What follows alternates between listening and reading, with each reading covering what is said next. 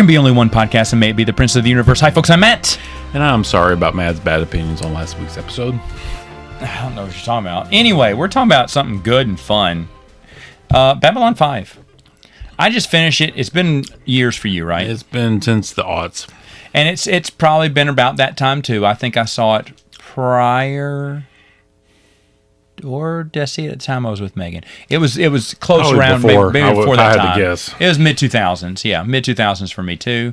The series had been done. Yeah, it had to be mid-2000s. So I gave it a rewatch. I'm so happy I did because a lot of things I remembered, I remember them more vividly now. Looking at Babylon 5 is written by J. Michael Straczynski?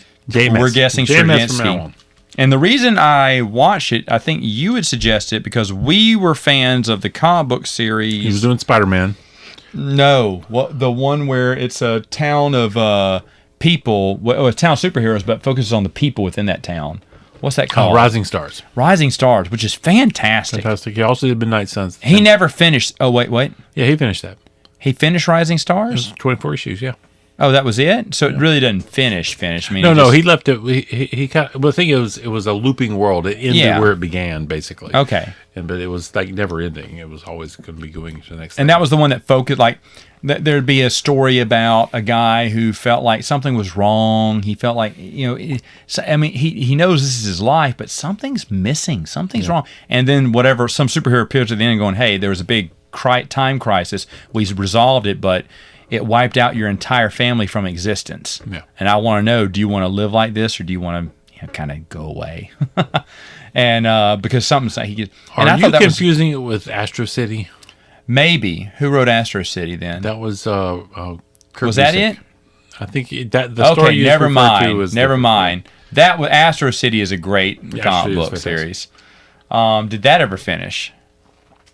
No, I mean They had He did story Rising arcs, Stars. but yeah, I don't remember know if Rising it's Stars at officially all. finished. But I remember I'd read it and I enjoyed it. Yeah. But Astro City was really good too. There you go. So, all right, doesn't matter. But anyway, that's why you convinced me to watch Babylon 5. I knew about it. I thought it was I thought it was a cheap ripoff of Star Trek. I thought, like the Deep Space Nine. Yeah. Yes, that's their just little version answer to Star Trek. That was my opinion too from the commercials because I never watched it when it was on TV. I just saw the commercials and it looked like a Star Trek ripoff. And I watched it, and I started with the pilot, which of course is a pilot. You got to go easy on it. Characters there's some Asian girl that only made the pilot and was replaced by Ivanova. Which good choice, because that lady was almost reading her lines. She was so bad. It's like, how did you get into Hollywood, much less get this part? And then there was a doctor. Did you stay in Hollywood? There was a doctor who is from, I guess, Africa or whatever, because he talks like this. He talks like a tribal person like this. And he was really good. I liked him, but they replaced him. Well, the thing is, a lot of times with pilots, they can't get the actors back. Oh, maybe so. Yeah, Maybe so. Yeah. And then they had the Psychor. And the psychics in the whole show are the worst part of the show. And I'd forgotten about. Well, I didn't forget about psychics. I knew about them, but I forgot how much they were just lame. And I understand what he was trying to do. But the thing is, though, the people that we're supposed to care about, they brought in one girl. He wrote them all off. The people who couldn't from the pilot, who weren't in the next episode of the regular series, he wrote them all off perfectly, explained why they had to leave, and it made sense, too. Now, later on, he would bring Lita, was her name. He'd bring her back. He took out Talia, or whatever, the blonde psychic who replaced her for 2 seasons, and then she left. And by the way, Talia's story is a complete bust. It was going great. She didn't have much to do, because JMS is what I want to call the creator. Didn't have any. He wanted psychics in there, but he couldn't really understand what he wanted them to do. And it's like he had them on the back burner because he wanted them in his world, but he didn't have time to write them because there were so many other characters he wanted to write about instead. There was a fighter pilot in the very first season. That is something that the studio made him put in. He did not like that idea. That's why the fighter pilot gets forced side storylines, but they're not very good. So are you saying he's kind of like Zack Snyder and that he puts too much in the show and that he probably should edit it down? No, he just forgot about these characters. He didn't try to push things on them. He just outright just ignored them. He's like, these are boring characters. Now, I understand the fighter pilot because he didn't want him in there. And then the studio agreed, okay, you can drop him because he didn't want him in there. Sersowski or whatever. Anyway, Kapowski. I'll call him Kapowski, like Kelly Kapowski. Anyway, so he wanted psychics in there, but he didn't want to write that much about him. But when he got into, he'd do a few psychic episodes, and there's a Psychor. Chekhov was kind of the main kind of he's kind of the villain in a way. He's on their side, but he does things dirty his way, and he's not to be trusted. So, there's lots of fun there. And Sinclair, who's in the first season and not in any others. Now, back when we were first watching it, the reason why he'd left was he decided that the story was that he and the creators of the show decided that it just wasn't a good fit, and they needed to part different ways. And no hard feelings. And the creators never said a bad word about Sinclair. They said, no, we loved him, but he said he didn't think he was a fit for this, and we kind of agreed, and we parted ways. I went, really? I thought he did all right. I thought he was good. I liked his voice. I liked his mannerisms. Weird cut. Yeah, and it was a weird cut after so much time they'd invested to him. And the Sinclair storyline is the anchor of Babylon 5. Kind of set up as the main. Yeah, the main well, in story. the mid 2013, 2014, I can't remember when, but Sinclair, the actor, died. After he died, a year or so later, they came out with the truth and said that in actuality he had schizophrenia. He was suffering the oncomings of schizophrenia. At the end of season 1, he realized, I can't act. I got to stop acting now. I can't do this anymore. And that his 2-part series, which now watching it again, he's barely in it.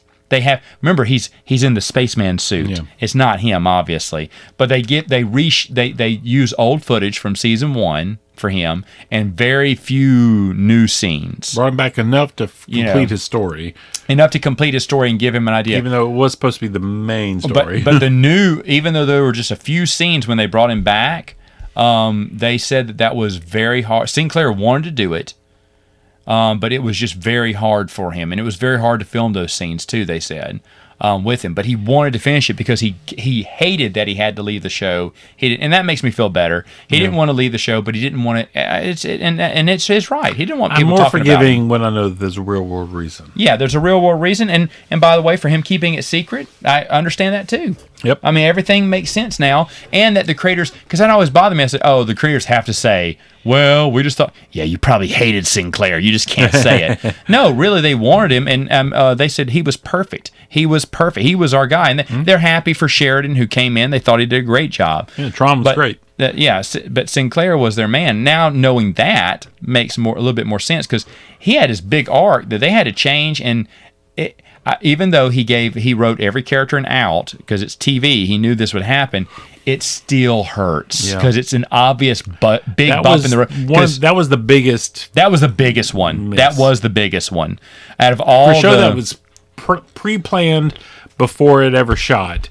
Everything was planned from the beginning. Well, not everything, but all the major plot points were plotted in advance of filming.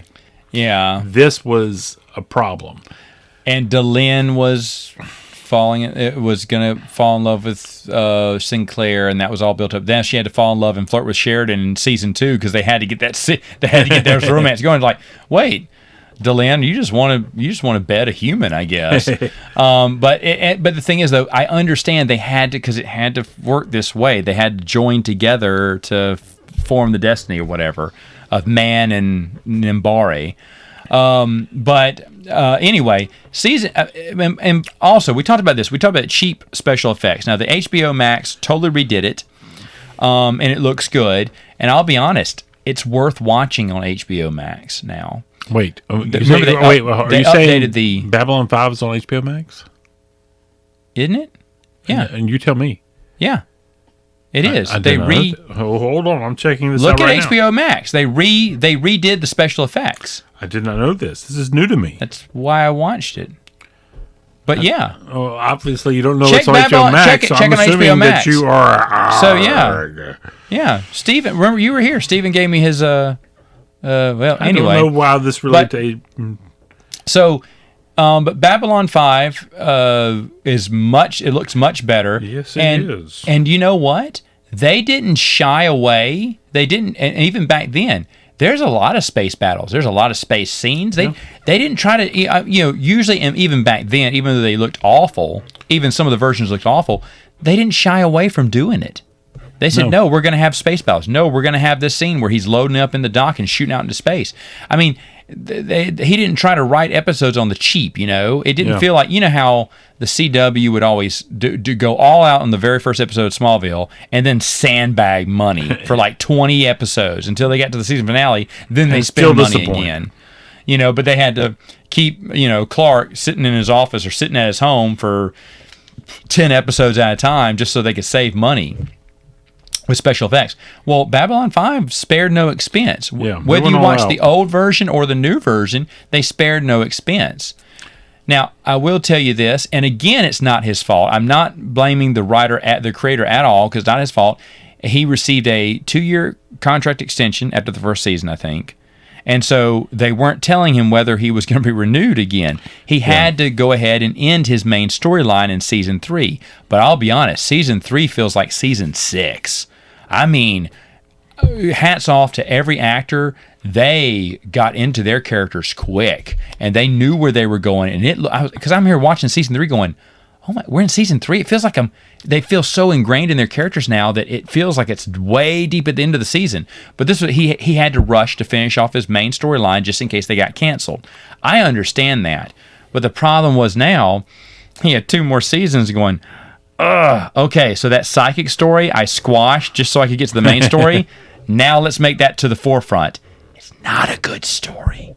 In fact, besides, and of course we talked about this, they can't fight their destiny, right? Every time Londo and I found out how he saw his destiny. I forgot this part. Of course he has dreams that he's emperor and he's dying on the throne. He has emperor, he's happy. But no, wait, he's sad as the emperor. Why is he sad? He's emperor. And then later on, there's one where Jakar is killing him. His hands are wrapped around each other's throat. He goes, wow, I guess we're going to die. He said, but why would you? So Jakar's my enemy, but we were friends right now. What's going on? And he's just peeling back more and more of the mystery. Well, a psychic tells him, you will be emperor. You know, he's like, and so he just knows there's no way out of it. So every time he tries, you know, he can get a position in the royal court now. He doesn't. But because he doesn't, he's seen as a humble Narn. And, you know, a humble whatever his race is called now, Centauri. And so it just gets him even more popular with his people to become emperor. And so he knows this is his destiny and he hates it. He hates it. Which is one of that is, as far as what I can remember, he was the most memorable part of that series. He's the best. He is the best character, and Jakar is too. The two senators, they're the best characters in the whole series. In fact, Sheridan, Delenn are interesting. Everyone's interesting until after season 3. I don't care about anyone except for Jakar and Milani, who are just great. And Veer is his assistant, his little chubby assistant, who's funny too. But the thing is, though, it's a great storyline. It's a great character. There's funny scenes. There's one where they open up a Babylon 5 store to sell merchandise. Well, Milani is pissed because there's a bunch of women holding up a naked Milani doll and laughing. He goes, Captain, we need to talk. He was like, what? He's like, this doll. He went, well, they sell it. He's like, you will not sell this doll. It is insulting to my Centaurihood. He's like, what? Because it's neutered at the bottom, so it makes you think that he has a. Like, I have a big long. You're like, okay, yeah. Well, then there's another one where it's I think it's in the first season. It's great. Malaria is cheating at cards. He's shuffling underneath his shirt, and there's a tentacle falling out, and the tentacle's coming across the other room and slapping on one of the cards and grabbing and putting it in his hand. So he's using this tentacle. Well, his tentacle gets caught underneath a pitcher of ice water, and he starts freezing. And then when they lift it up, they see that he has a tentacle there, so he runs away. And one of the Nimbari are talking to him afterwards. He said, "So he said, I never knew that your race had tentacles." He went, "Oh, we don't really flout them." He said, "Why?" He went, he said, "Well, because it's personal." He said, "Why is that tentacle personal?" He said, "Do you see this statue?" He said, "This is our god of fertility," and it's got all these squid. He's like, "Oh, okay, no more." He's like, "I have plenty of these." I'm like, "No, it's okay. You don't have to tell me." So, what does Malaria have to do to cheat at cards? he whoops it out. It's just great. And there's it's one me mini a game. it's one but it is so. I mean, and there's these moments of just humor in there. Malaria is endearing. Plus, he's a villain because he's going with the shadow people. He's the one that makes the deal, strikes the deal with the shadow people that leads him to this. But the thing is, though, he thinks he's right. He's causing mass genocide, which then he realizes, oh, I've gone too far, and now I'm in a pickle now. And even though he's the enemy at times, people still love him. It's a great storyline. There's some great Jakar storyline with him is great. And if you remember that being good, that is it. Everyone is interesting until after season 3. Then they go with the psychic story, which is horrible. But every time Malaria or Jakar's there, like, oh, okay. All right, I can sit through this. But the rest of them just kind of, it's like Sheridan and the rest of them don't have anything to do. They fulfilled their story arc, which is sad because you can tell. And again, I don't blame the creator because he had to end it because he didn't know if he was going to get 2 more seasons. Yeah. And that's why the psychic people get hurt the most. Talia, the girl from the psychic for the first 2 seasons, something happened. She wasn't working out and they brought out the girl from the pilot again. But then later on reading, I found out why. Skrzynski and Lita had a thing. Oh. So, and they were together for years after Babylon 5. So I guess he was in love with her, but the studio wasn't. And he kept complaining about Talia, probably forced her not to be in that many episodes because he wanted Lita back. And so they finally agreed to put Lita back in, and Talia was written out awful.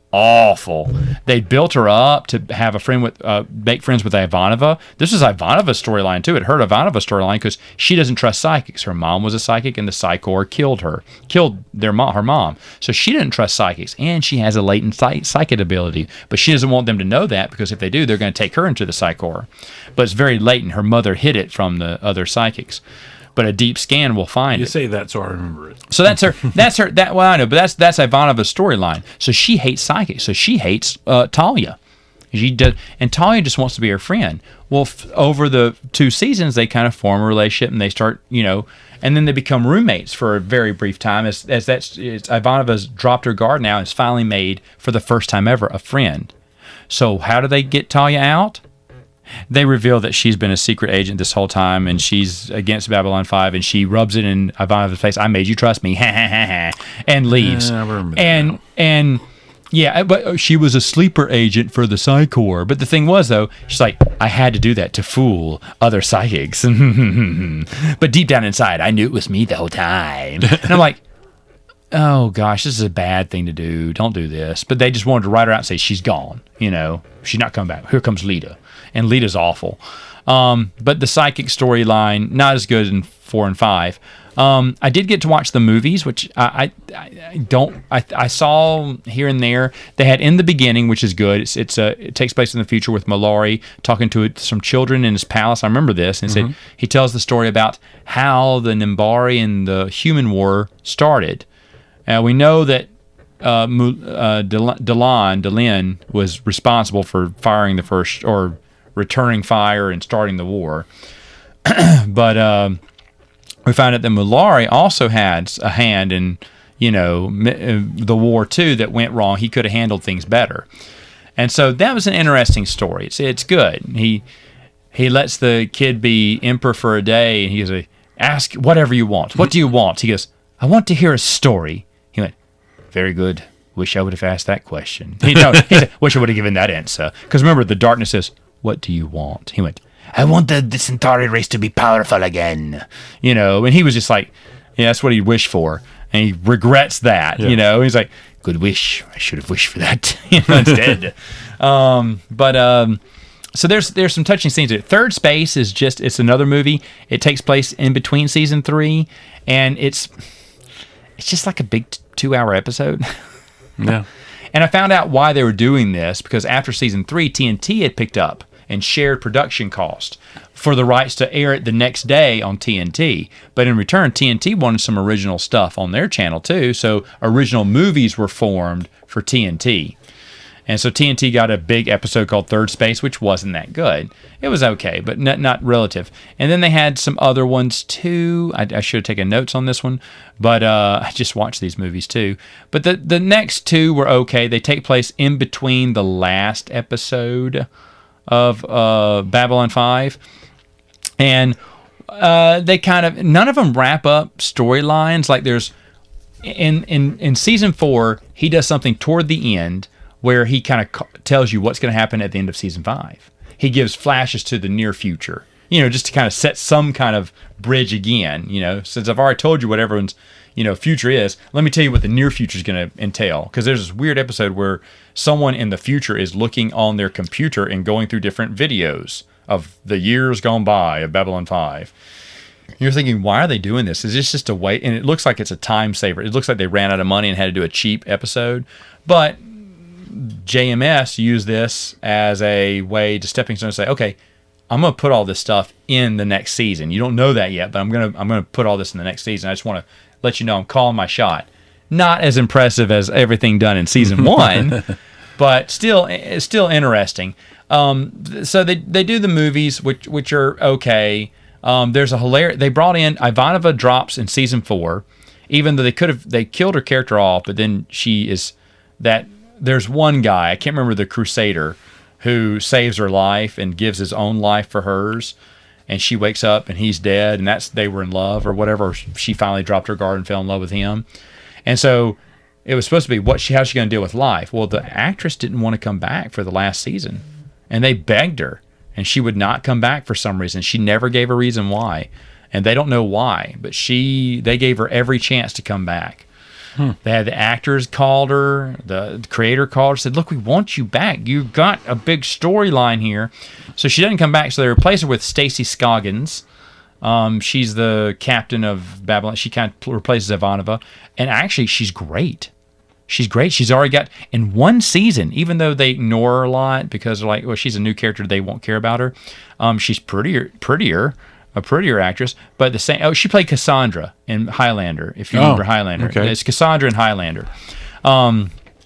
So, and she's pretty and everything, but she's smart too. And you find out that she was. Because you can't be pretty and smart at the same time. No, you can't. Well, you can. I mean, look at me. But anyway, stepped into that one. But no, she.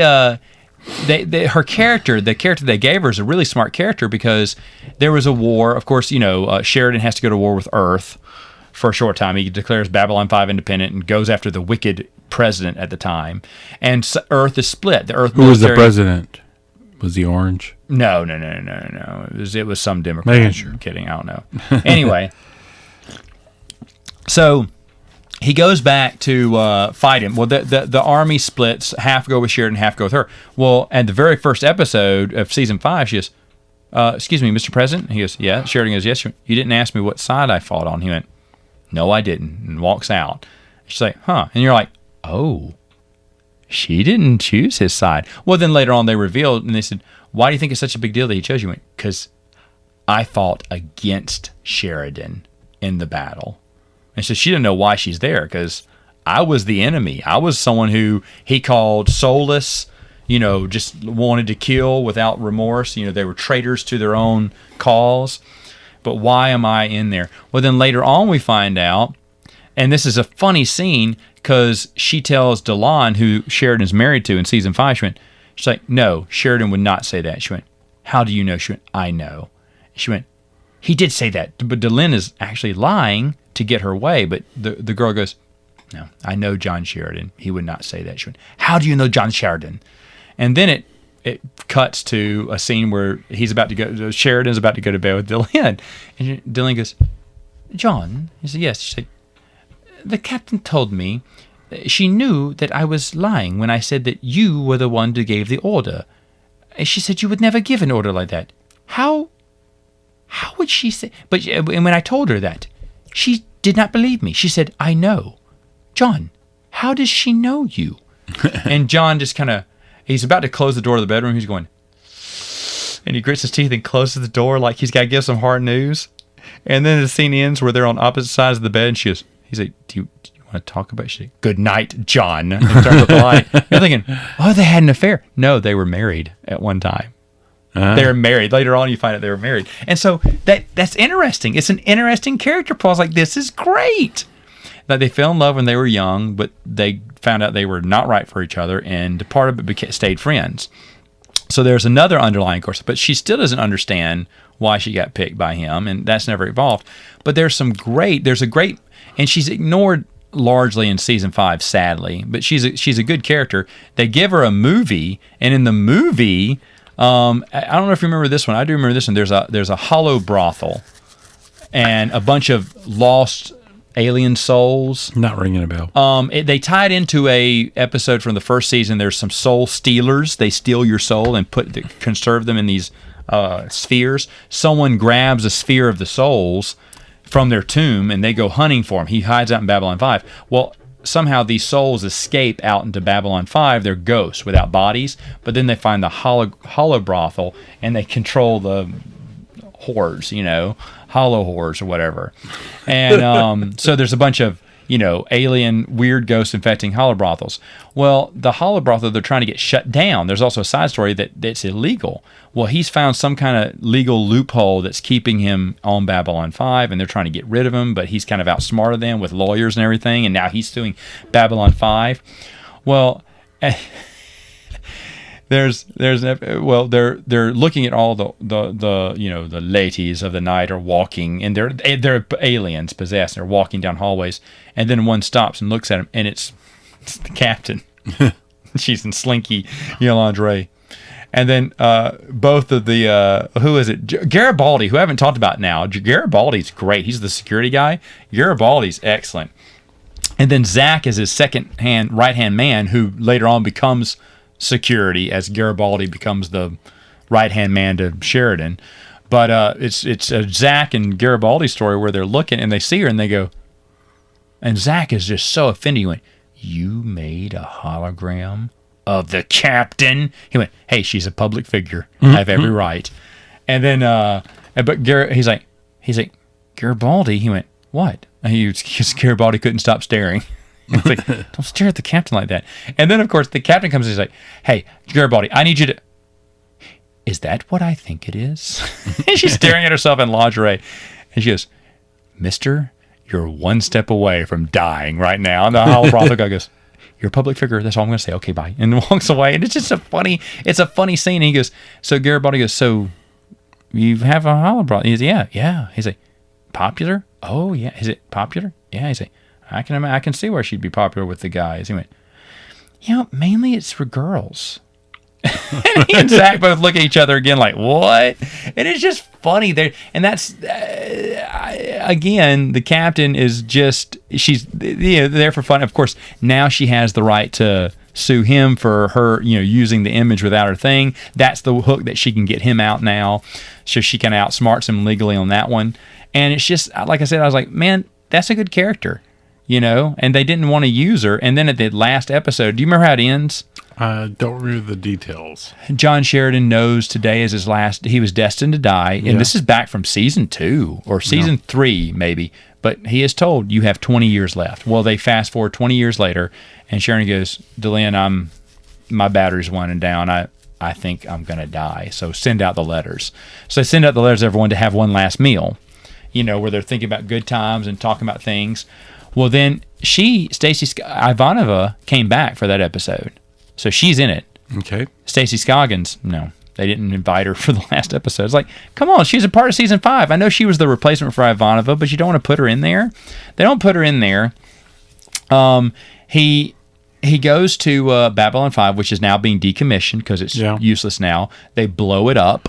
Well, the thing is, you see the blow up in the early seasons, and you think it's a bad thing, but it's actually the decommissioning of Babylon 5. More just... Well, no, the one you see in the earlier episodes is a possible future. Yeah. They're under attack by the shadow.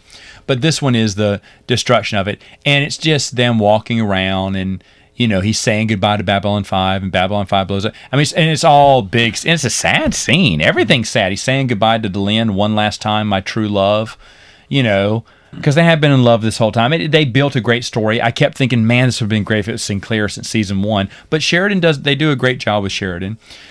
But it's just one sad fest.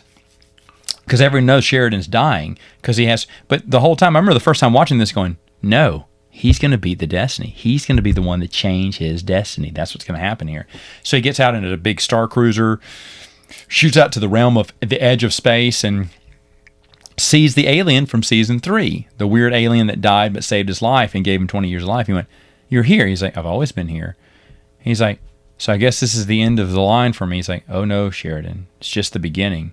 And Sheridan turns and went, "Are you telling me that I'm cured?"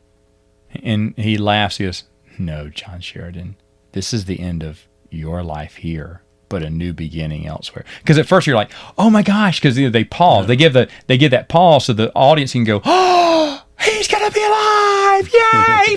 No, he's gonna die. He's gonna die. He's just gonna go off to heaven or wherever. And of course they talk about how John Sheridan loves to watch the sunrise, and so now it's something that they should have put in very early in the series, but they put in the last episode that he loves to watch the sunrise, but he sees the sun, the big light, and so he gets swallowed into the light, and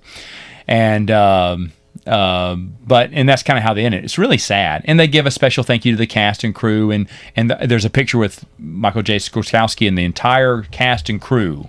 Everyone involved, they're on these steps and they're smiling and waving bye-bye at the end. It's like, okay. I mean, I understand. It's a cheesy, what was this, 98, 99 when they finally went down. So, yeah, a big way for them to say goodbye. But when he sets up for the spinoff for Crusade. Okay. Crusade, and I didn't remember anything about Crusade. I remember. I know I watched it, and that is it. It's good. It's good. The movie for it is, I can't remember what it's called. There's a movie for it that goes, and you should, even though chronologically it happens before the last episode, everything happens before the last episode, but you should watch it after the last episode. John Sheridan and Garibaldi are checking out this new ship. It's a super powerful ship that the humans built. It's really cool. It's the ship for the for the new Crusade. adventure for Crusade. And there's a technomage, which we've already seen technomages earlier in the universe. The Drakh, who are the villains that control the Centauri, who have been hiding in secret, are now public now. So it continues that loose end storyline that they poison Earth. And in 5 years, get it, 5 years, 5 seasons, Earth has to find a cure or everyone on Earth dies. Well, of course, there's a lot of people who weren't on Earth. They were on Mars. They were on Babylon 5. They were on here. And so they assemble their team. Well, 2 members are introduced in this TV movie. Galen, the Technomage, which is a pretty cool character, and the Thief. I can't remember her name now. Lana the Thief or whatever. A little alien eyes and no eyebrows. Light alien makeup. But she's the Thief. So you have the Thief and the Mage, the Wizard. It's an ancient tale, a Dungeons and Dragons tale. And then later on, they slap on the rest of the cast and crew. You got Matthew Gideon, who's the fearless captain who will do anything to get the job done. He follows his orders, but he does get his job. He does get the job done. He'll break rules if he has to, and that's what they need. They need someone tough like that. And then they have other. His first mate is a latent psychic. That only the captain knows, but he's kept the secret for him, but he still wants to follow protocol when it comes to psychic abilities. And so everyone's got this great little thing, and they go on this 5-year mission, that's only 13 episodes. And it's, for what they did for the 13 episodes, it's good. It's solid. Because they're continuing the storyline. Even the one thing is, we know Earth makes it okay. Because we know there were people, and the last episode, he calls people from Earth to come see him on why he's dying. So Earth makes it okay. So we know that happened. So that kind of sucks when we already know the ending. But of course, they're going to survive anyway, I guess. They got to save Earth, right? They're the heroes. But all of them have interesting characters. They're a little bit overdone. There's the archaeologist who's kind of snarky. He only cares about himself and everything. Yeah. And they're kind of a little thick, but that I can excuse that for season 1, trying to find your character. And they're a little campy here and there, but everyone serves their purpose. The Technomage is really cool. Galen's awesome. He's like, expect me when you see me, because he comes in and out. Why? Because you have a Technomage, you can basically get yourself out of any problem. In fact, they kind of use the Technomage to get them out of, if they write themselves into a problem. And the Technomage appears and saves them. That happened twice, where Gideon is in an impossible way. He's going to die, and then Galen comes and saves him, and then disappears and brings him onto the ship. He's like, expect me when you see me. Of course, yeah, he's an easy write-off. And he's with the crew. He's cheering for the crew, but he's not going to stay with the crew. He's in and out. They do some humor in there too. There's one where the snarky archaeologist is giving his report. We gave him the wrong crystal, and it's alien porn. And the doctor, who's very low utilized in the show, but it was only 13 episodes, is sitting with the captain going, "What are you watching, sir?" Because he's like, "This is the report that he gave me. He gave me the wrong crystal." He went, "Oh, I hope you're going to hold this over his head." He went, "For months." That's what she said. Excellent. She said, "Now, sir," to say, and by the way, she went, "Those two species," she said, a Narn or whatever the alien species, that species cannot mate with a human. It's physically impossible. And then they're watching the TV, and both their faces kind of turn to the side. Their heads turn to the side, and they go, "Huh." Then it goes to the credits crusade and blah, blah. I was like, that's great. And then the whole time the guy's wanting the crystal back because he gave him a faulty crystal, sir. Have you checked it? Not yet. He went, "What?" And he keeps saying the names of all the titles of the porns as it dropping those hints to let him know, "Oh, I know, and I'm going to keep that crystal, and I'll tell people when I want to." And then there's another episode where, if I recall, in the late 90s, 99, I think X-Files was wrapping up or getting close to it. There is an X-Files-esque episode where it's an alien Mulder, an alien Scully find out humans are real, and they've been on their planet testing them, and the alien Mulder knows. He went, "Do you deny this picture? It's Mount Rushmore." Mm-hmm. And when they send another satellite, look, and all the faces are wiped out. He went, "This is a doctored photo. Do you admit it?" He went, "Yes, I admit it. It's a doctor." "So your species does exist. And he said, "I don't know what you're talking about." And of course, it's all an alien conspiracy because another alien comes, and they're all in suits, just like Mulder and Scully are, but another alien comes to take them away. He's their director or whatever. He goes, "The one thing I liked about your race, we found out about your race, they do great. Conspiracies do we control the world through conspiracies." He said, "One thing I really like? These cigarettes." He's the smoking man. I said, "Love him, can't get enough of him." He's the smoking man. But there's another side story going on where it starts off where they're shooting the Excalibur. The ship they're in is this long ship, and they're shooting through these tunnels. And this is what I'm talking about. This is why they had a good balance of humor. They had things that had their storyline set up. It's interesting. They're trying to find the cure. They have mystery. They have great characters, but they have humor. Where there's one where he's just going through his first mate. They keep riding the subway. He goes, There. He's like, "Nothing, sir." He went, "You don't smell that?" He said, "It's right between, somewhere between decks 42 and 551. Find out what that smell is." So during this episode, this X-Files episode, they're trying to find the smell. They don't find anything. They can't find anything. Well, then later on, they're driving through the subway, and the smoking man's talking to him, and he's telling them the whole. "But you know what? The truth of the matter is, do you smell something?" And then the captain looks at the first mate again, like, "I told you there's a smell." But they never tell you what the smell is. It just goes. I mean, they just continue on with the next episode. And I was like, this is. You could tell that his writing had gotten better. His idea, he got his footing on. And I am so unhappy that even Legends of the Rangers, which is the movie that came out later, was a pilot for a different TV show. Which I gotta show you a scene from there. Their super weapon is they bring this girl. She has psychic abilities. She goes into this tube where she's in suspended animation, and she's against a blue screen on wires with space behind her. She is the personification of the ship. And so when she fires the weapon, she's punching her fist into the air and kicking in the air, being lifted up in the air. Imagine Peter Pan punching and kicking fighters and shooting lasers out of her fist and feet. I saw the movie, but I do not remember this at all. It's awful. It's awful. There's a reason that show didn't get. They said the reason the show didn't get picked up is because they ran it on Sunday during the NFL playoffs. Yeah. No, the reason it didn't get picked up because it was awful. It is an awful, because she's going, "Yeah," because she has to get rid of all these mines. If you don't shoot all those mines, we're dead. And she goes, yeah, and she's kicking and kicking, and it's like she's throwing a temper tantrum on a string by being pulled up by pulleys. It looks funny, bad funny. And I was like, oh my gosh, this is hilarious. And it's just so bad. But it doesn't tie up and tell you what happened to Crusade. Crusade is excellent. It's just sad that it only went 13 episodes. The thing is, I know it's been a long time since I've watched these, because I know that I watched them all in chronological order, and I got Legend of the Rangers from Blockbuster. Oh, you did. Yeah. Oh, that's a bad rental too. That movie. A long time ago. That sucked. Well, I Long was time excited ago. because I thought, well, maybe maybe they're going to wrap up Crusade, and they really don't. And Jakar's in it for a little while just to kind of give it some star power. But I do think I'm going to hit back the original series from. You should.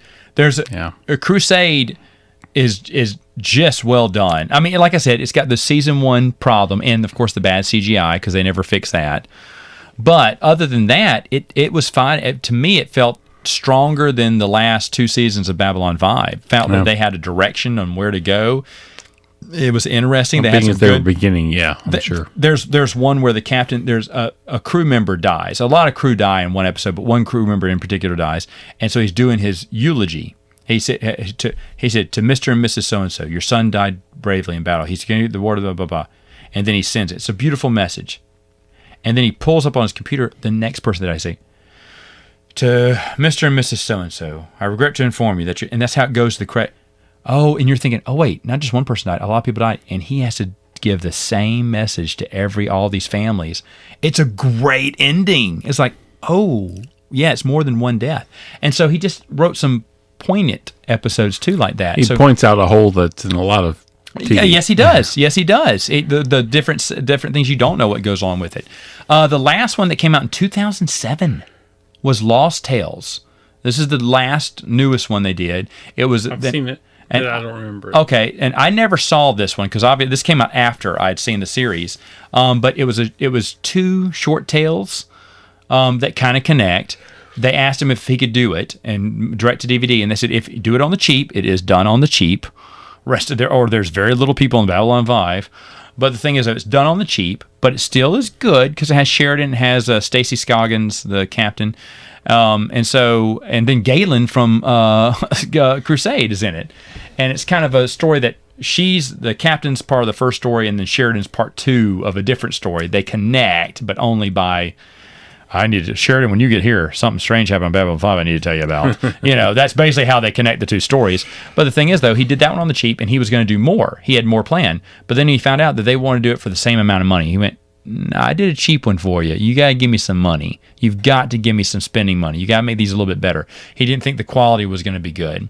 The stories he did, and I got to say this, he's not, as far as I can tell, he's not a Christian, but he does he pulls an awful lot from the Bible. In Babylon 5 and in my Crusade. guess would be he probably was raised in a household. Probably so. And so that's because Job, that's his nature. Tragedy of Job is discussed in one episode of Crusade. Oh, goodness gracious. Scripture is quoted all through Babylon 5. It was in the Spider-Man run, too. And, okay. Oh, yeah. So I don't know, but I don't, like I said, I couldn't find anything. No, I don't think he is. But for Lost Tales, the story starts off with it's exorcist in space. And basically, there's a priest who doesn't believe in the faith. And the captain's like, well, you don't believe? He said, no, there's very few of us now. I said, well, come on, Captain. When people found out that there is something beyond the heavens and it's alien races and there is no almighty, all-knowing creator, then, God doesn't exist. Well, basically, the priest and the captain are turned out wrong when a demon has possessed someone on Babylon 5, and a demon's telling them that, Satan sent them, Lucifer sent them out here to wait for mankind. So that's, so we've been here this whole time just waiting for you. He said, and now, he said, we're more powerful than ever because y'all don't believe in God. Yeah, and so I was like, whoa. Just talking about JMS, if you want to go in this direction. Yeah. His comic book series, Midnight Sun, was, all about people falling between the cracks of reality and being forgotten. And it was it was not a Christian story, but it was somebody who was heavily influenced in his life by Christianity. Well, yeah, and this story is very interesting. I'm getting, maybe you're right. Maybe he was raised Catholic or something, and that's where he remembers those storylines. But anyway, I was thinking, okay, this is interesting. So he's telling the priest, you're going to have to perform the exorcism, but you're not strong enough to do it. Oh, you could call more people, but that would bring attention to us, and then you would admit that demons are real, whatever. And so the priest is like, well, we got to get him out of him, or he's going to kill that guy. But if I do it, he may, I may screw it up. and set him loose in space. We don't know what we're going to do. And then the captain realizes, wait a minute, because she knows she grew up in the church in her storyline. She said, when I was a young girl, she said, every once in a while I go to church, but not anymore. But she's like, wait a minute, I remember my Bible. She went, hold on. She goes back. She's like, you blah, blah, blah. She's like, you almost, she said, if I didn't know my scripture, she said, I would have, you would have fooled me. She's like, you and all of your angels with Lucifer were thrown out of heaven and cast into hell. She's like, but you were cast to earth. You were bound to earth. He's like, the only way you could you're a hitchhiker. She said, this guy went on vacation to earth 2 weeks ago. That's when you came here. You haven't been on this station at all. You were on earth. You possessed him so you could get out of earth. You were trying to escape earth. He said, but you're bound there. He said, so what am I going to do? She's like, we just drugged your last meal. She's like, you're going back to earth. And then we'll perform the exorcism there. And you and all your little demons can stay on earth. And by the way, from here on out, we're going to have a realm of priests surrounding our earth to make sure that you never escape. It's like, because you're going to get your damnation after a while. And it tricks the demon. Said, no, God's going to send you his judgment after. You're going to get your and he wanted to be exorcised on the station so he could be free of earth and free of the judgment, impending judgment of demons when God comes. I was like, whoa. And then the priest, of course, it restores his faith, knowing, oh, there really is a God. And of course, he offers the girl a priesthood. You'd be good for our ranks, the whole thing like that. But I was like, whoa, that was interesting.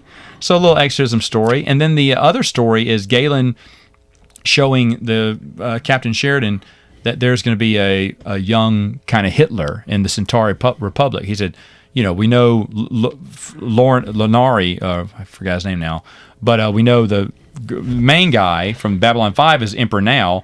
His assistant will be Emperor next. We know that, and we know he'll be good. But who's the third one? He's going to be a tyrant, and he's going to destroy Earth. He's going to attack Earth, and you've got to kill him before it's too late. He said, is this the future? He went, yes, but there are ways to avoid it. And he said, so here's what you're going to do. He said, you've got to kill him. He said, Malaria is going to put him in your custody in 2 days. And of course, the prince comes. He's a good actor. He's young and petulant. He says, people try to kill me, but that's okay. He said, because soon Malaria will be dead. He said, I'm number 3 for the throne. The only people who should fear me are number 1 and 2. He said, I can't touch Malaria. He's too smart. But Veer, I wait for him to be emperor. So you can already tell there's shadows. Sheridan can already see this kid's going to grow up to be evil, because that's all he knows is backstabbing and everything. So he's going to try to backstab. And so he's like, I told you, he has to die. He loves weapons. He loves ships. He wants to see the powerful ships of the humans. And this is the reason why he attacks Earth, because he finds out that humans have the most powerful. They're the only people that can stop him. So he tells Galen tells Sheridan to bring him onto one of the fighters. He said, don't worry, we've programmed a malfunction that is a malfunction that will shoot his starship and blow him up. And Malaria doesn't care because Malaria hates him anyway. He's a little pissant. So Malaria's going to give some kind of ramble how you should be more careful with your mechanics, but Malaria doesn't like him either. So you can go ahead and kill him, but he's a little Hitler and you need to kill him now, before it's too late. So they take him out on a spaceship. He said, hey, do you want to go on a fighter too? He's like, I'd love to. And he thanks Sheridan. He said, this is kindness. And he's never had kindness before. And he's so happy and he's running around, and Sheridan sees the malfunction and he tells the computer, don't fix it, and it's about to malfunction and shoot him out of space. And the young prince tells him, he said, I just want to say thank you. He said, you're the only person who has shown me kindness. And this last night was the first night I didn't have to sleep with a knife underneath my pillow. He said, so thanks. I just want to say thanks for this. This really means a lot. And he said, I had a dream that I was flying the starfighter with you. He went, really? What happened in your dream? He went, something beautiful happened. And he's like, oh, okay. And he's thinking back to what Galen told him. And Galen says, there are ways to stop this. And he goes, ways, plural. And he stops the malfunction. He says, stop, fix the malfunction. He doesn't kill him. And then he offers the young, teenager or whatever to stay with him and Galen and their son, who we never see in any of the even the futuristic episodes. We never see him. He's like, you should see him. He's 9 years old. He needs He needs an older brother. Would you stay with us? You'll be safe from the Centauri Republic. He's like, okay, I'll think about it. He said, well, how do I know you're not trying to just, groom me into one of your pets when I rule that? He's like, that's a risk you're going to have to take. He went, I'll be honest, he said, I'd think the same thing if someone made me the offer. He said, but you got to decide, it's fine. And Galen's pissed. You had your chance. He said, we don't get another chance to kill him like that. There's no other situation. I can make it look like an accident. He said, you just let Hitler live. He went, you said ways, Galen. He went, what? He said, you said there are many ways. And he said, so this is just one possible thing. He said, and I'm going to make a bet. He said, you gave that kid the dream that something miraculous would happen when he was in that starfighter, just to make sure he was in there so he would die. He went, I've been known to tamper in dreams. He went, okay. He said, well, I bet you this. He said, I think you said ways on purpose. I think you did this to trick me to ask him to come live with my family because you knew I wouldn't take a Centaurian there, but you knew if I wouldn't want to kill him. So you made a situation, but you left an out. You knew I would think all through every word you said because I pay attention. At the beginning, he says, we like you, Sheridan, because you always pay attention. He said, you gave all these clues, and your whole thing was manipulating me so I would take him underneath and live with me so he wouldn't turn into a tyrant. How's that for a theory? And Galen just looks at him and goes, Sheridan, he said, what good is a mystery if you know the answer? And walks away. Like, that's it. That's what he wanted the whole time. And even though this story is done on the cheap, it's a really good story. Lost Tales is good. It's good. It's not the big blockbuster classic, but and this takes place 10 years after Babylon 5. So it's in between the last episode, too. But overall, really good. I'd wish they'd do more. I don't think they will. But I wish they'd do more. They put it on HBO Max. Maybe if things on HBO Max blow up, become huge, we'll get sequels to things that are on HBO Max that we want to see. It's like, maybe we'll see some more movies of things we've talked about recently in the series that, talk about futures and weird futures that we're not, that are different than what we expected, And let me say this, that I people can watch this. It's fun. It's enjoyable. Is it the best thing in the world? No, there are flaws outside of the creator's control, though. Yeah. Outside of the creator's control, like people leaving the show, changes having to happen. The thing is, it's forgivable because you can... They're all forgivable, yes. They're noticeable in that. You can see the creator's desire to create something special, unique, and different than any other TV show. Because, no other show tried to pre-plot themselves 5 years before the first episode. This is now people do it all the time. They know from... And nobody has done it as good. No one's done it as good, but people try to pre-plot, big long-term storylines now. But this was the first one that said, no, we have a 5-year vision. I didn't get to do it in the order I wanted. I didn't do it exactly with the actors I wanted, but we moved along as best we could. But would you say that people should be given a chance to show forth their long-term plans of... No, because some people are idiots. People who have common sense and have good story plots can... People who want to write themselves out of a conundrum by saying Martha should not. Well, some people want to say Bruce Clark, but Goodness gracious. Way to put a sour cherry on that Sunday. All right, I do think you set yourself up to say that you forgive Zack Snyder in your heart, though mentally you're still fighting. I do not associate with Zack Snyder. No. We know he's made 2 good movies, Dawn of the Dead and 300. That was it. He should if he would have stopped making movies, I've been like, why isn't that guy making movies anymore? Now I know why. Moron. Anyway, all right, folks, watch Babylon 5. We'll see you next time on Princes of the Universe.